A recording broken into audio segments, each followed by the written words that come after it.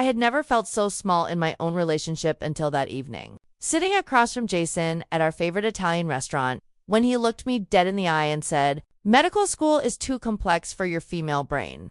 The words landed like a punch, sharp and cutting, and for a moment, I couldn't breathe. My chest tightened, a mix of shock, humiliation, and disbelief swirling inside me. I had loved him, trusted him, and shared my dreams with him, and yet, in a single sentence, he had dismissed everything I had worked for, everything I believed I was capable of. The waiter brought over our drinks, oblivious to the storm raging inside me, and I sat frozen, staring at my hands as they trembled slightly in my lap. I wanted to scream, to throw the glass across the table, to make him feel the weight of his words, but instead, I forced a polite smile. "Excuse me," I asked, my voice trembling despite my effort to remain calm. Jason shrugged casually, as if his opinion were fact, as if my ambitions were a joke. "Come on, Mia, it's not personal. I'm just saying med school is complicated. You might want something simpler." I felt something inside me snap, not anger, exactly, but a fierce, burning determination. He had underestimated me, belittled me in front of our friends, and implied I was intellectually inferior. And for the first time, I realized I wasn't going to let him get away with it. That night, I couldn't sleep. My mind raced, replaying every word, every tone, every smirk that Jason had thrown at me over the past few months. I had always known he was competitive, maybe even a little arrogant, but I hadn't expected him to be dismissive in such a personal and degrading way. I thought about my late-night study sessions, my commitment to science in high school, the internships and volunteer work that had shaped my ambition, and how he had reduced it all to too complex for a female brain. The injustice of it fueled something raw and unshakable inside me. I realized this wasn't just about proving him wrong. It was about proving to myself that my worth and intelligence weren't up for debate. The next morning, I sat at my desk with a notebook and a laptop, heart still pounding from the memory of his words. I began researching medical programs, prerequisites, and MEC requirements, jotting down a plan that stretched over years, step by step, goal by goal. The sunlight streamed through my window, casting a golden glow on the pages filled with careful notes. And I felt a strange mix of fear and exhilaration. It wasn't going to be easy. I knew there would be nights of exhaustion, moments of doubt, and countless obstacles, but the fire that Jason had ignited inside me would not be extinguished. I promised myself that no one would ever make me feel intellectually inferior again. Even as I started mapping out my path, I felt the weight of our relationship pressing down on me. I loved Jason, and a part of me hoped he could understand the magnitude of what he had said. But another, louder part of me realized that love alone didn't excuse condescension, and it certainly didn't erase the humiliation I felt. I remembered every time he had dismissed my opinions in casual conversation, every subtle put-down he had disguised as teasing, and I felt my resolve solidify. This journey wasn't just about med school, it was about reclaiming my voice, my confidence, and my dignity. Friends noticed a change in me almost immediately. I stopped talking about the engagement in casual conversations and instead shared my study plans, my goals, and my ambitions with anyone willing to listen. The encouragement I received was like fuel, building momentum I didn't know I had. I enrolled in preparatory courses, joined online forums, and sought mentors who could guide me through the process. Every small victory, from acing a practice test to receiving advice from a professional, reminded me that Jason's words were not truth, they were a challenge. A gauntlet I was determined to run through with full force. By the end of the first month, I had a binder filled with study schedules, application notes, and inspirational quotes taped inside. Each page was a declaration. I would not be underestimated, I would not be dismissed, and I would prove, beyond a shadow of doubt, that my brain, my drive, and my ambition were more than capable of handling medical school. Jason's words had hurt, yes, but they had also lit a fire that would burn brighter than any insult he could throw at me. That was the moment everything changed. I knew the road ahead would be grueling, but for the first time, I felt the exhilarating mix of fear, anger, and determination that accompanies real transformation. The next few months were a whirlwind of preparation, late nights, and quiet determination. Every evening after work, I would retreat to my small study nook. Textbooks spread across the desk, highlighters and notes scattered like weapons in a battle I had chosen for myself. Jason would occasionally peek in, a casual smirk on his face, and ask, "Still convinced you can do this?" His words, meant to be condescending, only fueled me further. Each practice exam, each chapter completed, Each memorized formula became proof that I was more capable than he would ever admit. And yet, the emotional toll of his constant dismissiveness gnawed at me, leaving a tight knot in my chest that no amount of study could erase. The arguments began subtly at first. Jason would make offhand comments at dinner parties or casual gatherings with friends, joking about how complex sciences weren't really for me, how he had warned me, and how I should keep expectations realistic. I felt my cheeks burn with a mix of shame and anger. Part of me wanted to walk away, to snap and expose him in front of everyone. But another part of me, the part that was fueled by quiet determination, no, I would answer him not with words, but with undeniable achievement. I started to see our engagement differently. The love I had once felt was now tinged with frustration and resentment. His lack of support became increasingly difficult to ignore. Schoolwork became my refuge. Late nights studying anatomy, chemistry, and biology provided both escape and empowerment. I reveled in the complexity of the material, absorbing concepts, asking questions, and challenging myself in ways I hadn't before. For the first time in months, I felt truly alive in my intellectual capacity, my curiosity sharp, my mind racing with potential. But even as I excelled, Jason's presence loomed. His small dismissive gestures, the subtle arrows when I mentioned my progress, the sarcastic congratulations, all of it chipped at my sense of self,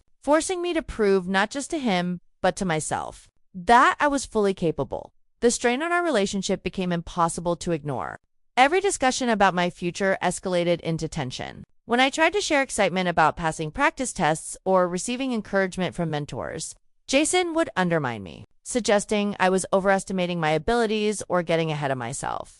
The emotional weight of being constantly doubted by someone I trusted as a partner became exhausting. I found myself retreating, limiting my emotional vulnerability around him, and sharing more with friends and mentors than with the man I had once imagined building a life with. Each small comment chipped away at the foundation of trust and respect I had assumed existed in our engagement. At the same time, I discovered something important about myself: resilience. With every challenge, from balancing work to late-night study marathons, I realized that my determination wasn't just reactionary, it was strength I had always possessed but never fully recognized. I began taking practice MCATs, refining my study methods, and connecting with mentors who had walked the same path. Their encouragement was like a lifeline, reminding me that Jason's dismissal didn't define my capabilities. I felt a growing pride in my work, a quiet but insistent voice inside me that said, "You are capable. You are brilliant. You will succeed." But doubt still crept in during the quiet moments.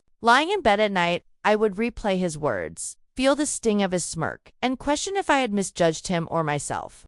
Was he right in some cruel way, or had I been too naive to see his true nature all along?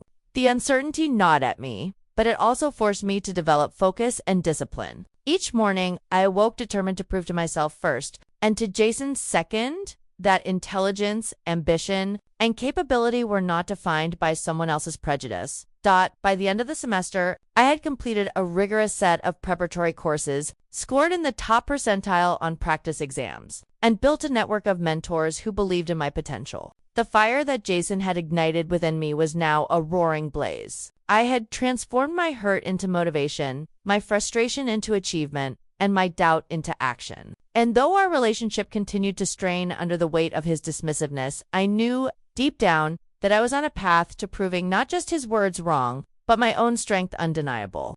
The acceptance letter arrived on a crisp autumn morning, slipping through the mail slot and landing on the welcome mat like a small, glowing victory. I picked it up with trembling hands, my heart hammering in my chest as I read the bold official letters. I had been accepted into medical school. For a moment I couldn't breathe, unable to reconcile the reality in my hands with the years of doubt, the sleepless nights, and Jason's cruel dismissal echoing in my mind. Tears welled in my eyes, but they weren't just tears of joy, they were tears of vindication.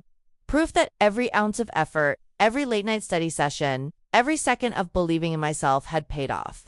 I had achieved what Jason claimed was beyond my female brain, and it felt intoxicating.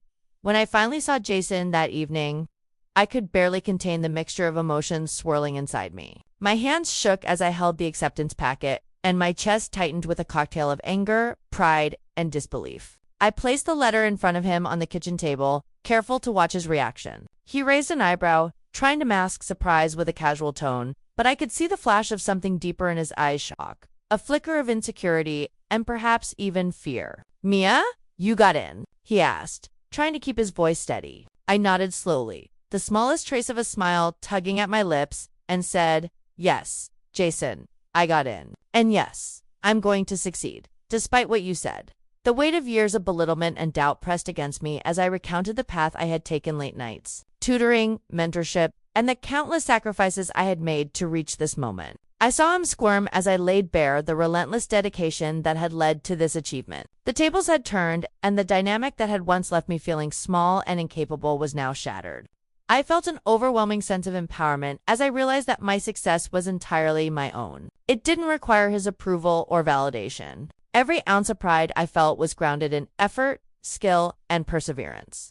And it was unassailable, but triumph was tempered by reflection. As I looked at Jason, I realized how deep his underestimation had cut, how insidious his condescension had been over months, even years. He hadn't simply doubted me. He had subtly eroded my confidence, questioned my intelligence, and treated my ambition as a joke. The anger bubbled under the surface, sharp and unyielding, but it was tempered by clarity. I understood, in that moment, that his dismissal wasn't a measure of my abilities, but a reflection of his insecurity. His fear of my potential, his discomfort with ambition that exceeded his own, had fueled the cruelty he cloaked as concern or humor. That evening, as I reflected on my journey, I also felt a sense of liberation. I didn't need Jason to believe in me to achieve greatness. His opinion, once so devastating, now felt irrelevant compared to the reality of my own capabilities. I realized that the path I had forged, the countless hours of study, the dedication to science, the relentless pursuit of knowledge was proof that my ambition could not be curtailed by bias or condescension. For the first time, I truly recognized the strength that had always been within me, the resilience that had propelled me through challenges, and the intelligence that no one could dismiss. The rising stakes weren't just about medical school, they were about the future of my relationship with Jason. I could see the cracks forming in his facade, the subtle realization that he had misjudged me and that the woman he had attempted to belittle was now unstoppable. I knew that this acceptance was not just a personal victory, it was a turning point, a moment that would force a reckoning between us. I had proof of my abilities, clarity about my own worths, and the confidence to confront him about the harm his words had caused by the end of the night. I felt a mixture of exhilaration and anticipation. I had reached the pinnacle of months of preparation, proving to myself, and indirectly to Jason, that I was capable of conquering medical school. But the emotional fallout lingered, simmering under the surface. As I realized that confronting Jason about the years of belittlement and doubt would be inevitable, the confrontation would be messy, emotional, and necessary, setting the stage for a final reckoning in our relationship. That was the moment everything changed. I knew my life, my ambition, and my self-worth would no longer be subject to someone else's judgment. The day I decided to confront Jason, I felt a mixture of anticipation and nervous energy coursing through me. My hands trembled slightly as I held the acceptance packet, a tangible reminder of the strength and determination that had carried me this far. I had rehearsed every possible scenario in my head, imagining his defensiveness, his excuses, and even his attempts to minimize my achievement. But for the first time, I realized that I wasn't confronting him as a person seeking his approval. I was confronting him as someone who had underestimated me for too long, someone whose dismissive words had fueled years of doubt, and someone who needed to see the truth reflected in my eyes. When Jason came home that evening, the tension in the air was palpable. He smiled casually, as if unaware of the storm that had been brewing inside me. But the moment I placed the acceptance letter on the counter in front of him, that smirk faltered. I saw a flicker of uncertainty in his eyes, a subtle shift in posture that betrayed the realization that I was no longer the woman he could quietly dismiss. "I got in," I said, my voice steady, the words carrying a weight that demanded acknowledgement. "Medical school, and yes, I am going to succeed. Despite what you said about me, despite your doubts, despite your condescension." Jason's reaction was a mixture of surprise and discomfort, a thin veil of casualness that couldn't hide the panic underneath. He tried to deflect, attempting jokes and minimizing his previous comments, but I cut him off. "Don't try to play it down. Jason, you told me medical school was too complex for my female brain. You made me question my worth, my intelligence, and my ambitions. Do you understand the damage those words did?" His face flushed, and for the first time, I saw him struggle to maintain control. The confident, dismissive man who had belittled me for months now seemed smaller, almost fragile, under the weight of truth and consequence. I laid out my journey for him, describing the late nights, the study marathons, the mentorship, and the relentless effort it had taken to achieve this moment. I could see him shifting uncomfortably, the confident posture he had carried like armor now cracking under the undeniable evidence of my capability. Every word I spoke was met with his failed attempts to interject, to defend himself, but the truth was unassailable. I had not only proved him wrong, I had proven my own strength, resilience, and brilliance in a way that could not be ignored. The confrontation escalated further as I addressed the emotional toll of his words. I spoke of the shame I had felt, the nights spent doubting myself, and the moments when I had wondered if my ambitions were valid at all. Each admission of vulnerability was met with a mixture of silence and surprise, and I realized the depth of the lesson he was finally learning. Words have power, and underestimating someone's potential carries consequences. I wasn't just standing up for myself, I was forcing him to recognize the impact of his behavior, the long-lasting effects of and the way he had misjudged a woman capable of achieving greatness. As the minutes passed, the air in the room thickened with tension, every word spoken echoing like a hammer striking stone. Jason's defenses continued to crumble, revealing not arrogance, but fear that he had miscalculated. Fear that I had grown beyond his ability to control or undermine me. I could see the realization settling in. My capabilities were undeniable, my ambition unstoppable, and his attempts to diminish me irrelevant. I felt a quiet satisfaction, tempered by lingering hurt, as I watched the man who had tried to belittle me confront the magnitude of what he had done. By the end of the evening, the confrontation had reached its emotional apex. I had asserted my strength, demanded acknowledgement, and made it impossible for him to dismiss or undermine me again. Yet, even in the intensity of the moment, I understood that this was not simply about proving him wrong. It was about reclaiming my voice, my dignity, and my... The stage was set for a decision, one that would determine not just the future of our engagement, but the trajectory of my life. I knew that from this point forward, I would never allow anyone to define my limits or question my worth. And that realization brought a clarity and resolve stronger than any fear I had ever faced. The morning after our confrontation, I felt a sense of calm that I hadn't experienced in months. Jason hadn't spoken much since the night before, and I realized that the weight of his own underestimation and shame had silenced him. For the first time, I understood the full scope of what had been accomplished, not just my acceptance into medical school, but the undeniable reclaiming of myself. No longer did his opinion carry the power to make me question myself. The validation I had once sought from him had been replaced with proof, tangible and irrefutable, of my intelligence and determination.